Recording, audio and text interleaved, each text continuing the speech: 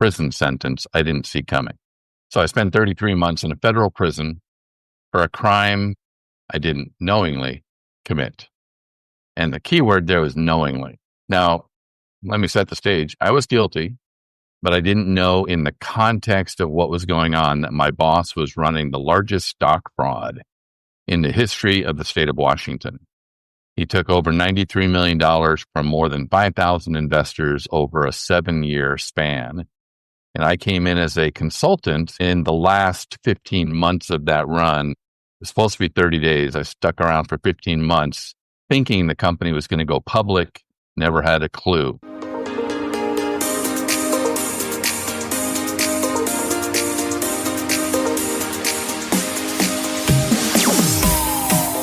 Ladies and gentlemen, we have a rock star entrepreneur who fell into entrepreneurship from an unexpected situation. We're going to dive all into that and more.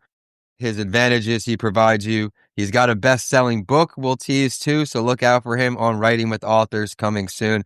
Kevin, it's great to see you and welcome to That Entrepreneur Show. Thanks, Vincent. Great to see you as well. Thanks for having me as a guest. Of course. Where are you streaming in from today? The Phoenix, Arizona area. You know, it's been a cooler start to the summer, although we did hit 115 last week. Right. You have that heat wave, I guess, going across the country. I got my folks up in New York, not happy that it's in triple digits. That's why I'm down here. I'm down here used to it in Florida. So thanks for checking in with us. And everyone, thanks for checking in for another episode here on That Entrepreneur Show. Thank you for continuing to make this show a top 2.5% global show. I've got another guest today that will not disappoint.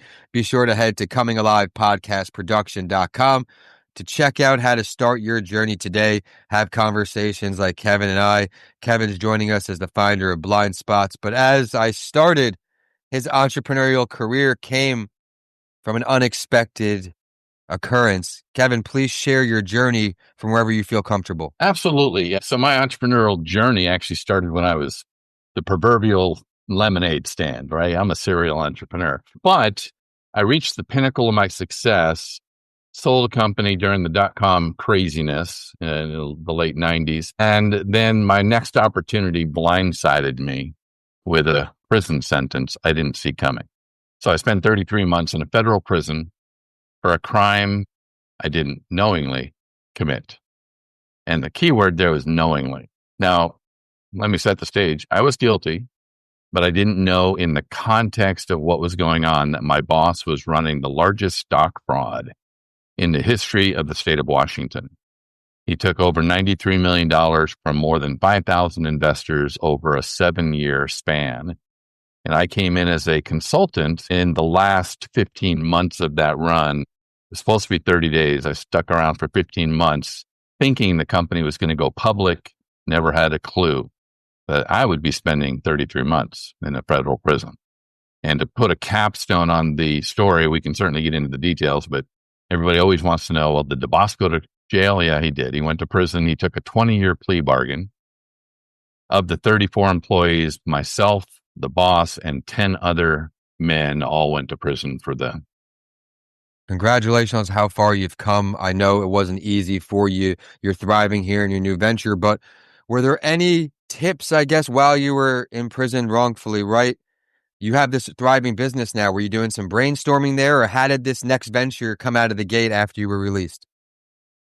So the journey began in prison, of course, and I was not innocent. I was guilty, but I didn't realize, again, that in the context, as my attorney put it, I became an unwitting accomplice in his crime. And I was never charged with fraud. I was never even charged, but I took a plea bargain. So that's the differentiator there. But while I was in prison, I had to ask some really hard questions. At the top of my game as an entrepreneur, I feel myself as being smarter than the average bear, if you will. And I had to ask, how could I not have known? What was going on up in my thinking that allowed me to not be able to discern that he was doing bad things when we all thought he was doing good things, right? So that began a journey into positive and cognitive psychology to understand what makes people make good decisions versus bad decisions, right?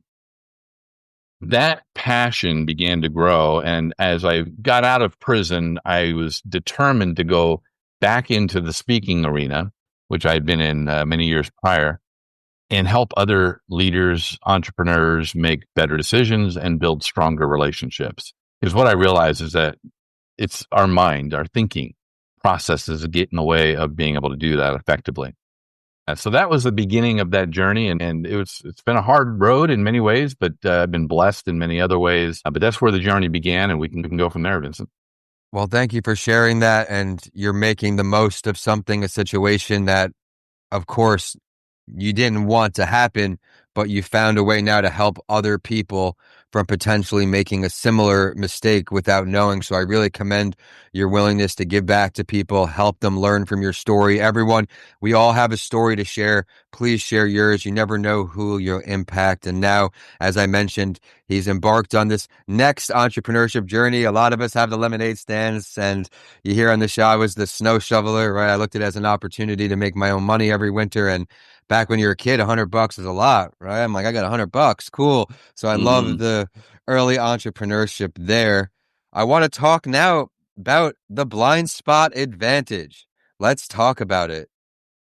Yeah, so Blindspots Global is the company, and that began when I started speaking and sharing. I do keynotes all over the world, leadership development workshops and training. The whole concept was, again, it's built around the idea that we all have blind spots, and the point is you don't know that because they're blind spots, right? And so, how do we help people recognize these blind spots before they get us in trouble? Or they don't have to be as big of a decision or a process that throws you in prison. I wouldn't recommend going there. It wasn't bad for me. I learned a lot while I was there, but it's not a place I would send people. And yet at the same time, as we move forward in this journey of creating blind spots and starting to talk about blind spots, the organic growth of this business began really around 2015. As I'm speaking, as I'm doing this training and leadership development, I'm realizing I need an instrument. I need some sort of a tool to help the audiences, help the workshop attendees understand in a practical way how we're all wired differently and why it's important to understand our differences as we're leading and making decisions, right? How am I wired and what do I need to look for in my own thought processes? Second, how are you wired and how can we communicate better if I understand how you're wired so that we can communicate and make better decisions as a team? So in that process of thinking about this instrument I needed, now I'm a big fan of DISC. Probably most listeners have taken a DISC assessment at some point. If not, I'd recommend mine. The DISC assessment is really age-old wisdom that's gone around for many millennia. And we've quantified it now to where behavioral science allows us to say, okay, you know what? Take this questionnaire and we can pretty much tell you who you are. And that's a DISC assessment. But yet, DISC assessments take 10, 12, 15 minutes to fill out the questionnaire. So I'm in a keynote. I don't have that luxury of 15 minutes. So I got some smart people and we developed the blind spot assessment. The blind spot assessment is really built on the DISC framework, but it's focused on strengths and potential blind spots. So we could demonstrate this idea that we all have blind spots.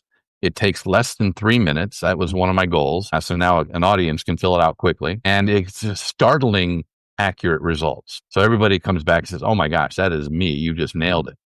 And that opens up a phenomenal conversation. So I share that as a foundation because I just developed that instrument, Vincent, for me. It was for me and my audiences. I had no intention of that becoming a business all by itself. And so organically it began to morph. And you saw a need, you filled it, and now it's filling the same need for dozens and dozens of other people. Everyone, stick around to the end of the show. We'll find out how to get your hands on this yourself. But we're talking about all these great speaking gigs. Where's your favorite location that you've ever had the chance to speak at? My goodness. I am such a, how do you say it, a Caribbean kind of a guy. So I've spoken on cruise ships in the Caribbean. I've spoken in several countries in the Caribbean. So those are probably my favorite because obviously when I'm done speaking, I go out and hit the beach. I love it. Well, as a speaker, we always need to find more ways to give us more credibility, that authoritative figure. And one way you did was not just writing a book, a best-selling book. Why did you want to become an author? Great question, Vincent. My passion wasn't to become an author. My passion has been and always is to share the story and all the lessons around the story. So the book for me when I started writing it in 2016, was really just another vehicle, another way to get the message out to help people, right? I was just blessed that it hit the Amazon bestseller list in August of 2017 and use it for all of my audiences. Oftentimes, it's a giveaway for the event planner and so forth for their attendees. I love it. And that's one of the benefits I love of having a book is using it as a business card, if you will, right? You're giving away books. As an author, too, I think people are able to see the work you've got going on, hear your thought process, and then as they go up that value ladder, make an educated decision. So I absolutely love that. I know you're an ambitious guy. Do we have another book in the works or what's going on? I've written a couple others. I did a joint project with another colleague on a 4-book series describing the 4 primary temperaments, personality temperaments. And I just released a book earlier this year called Developing a Self-Aware Culture. The first half of the book, first 10 chapters, lays out a solid case with lots of case studies on why it's important to have self-aware members of your team. One, for example, one big study was the result. One of the results is teams that are made up of higher self-aware individuals outperform teams of lower self-aware individuals by more than 2 to 1. So that book is laying out a case for that, but it's also a practical book. The second half is how do you use the blind spot assessment to help build self-awareness throughout your entire organization in all the different facets of the organization.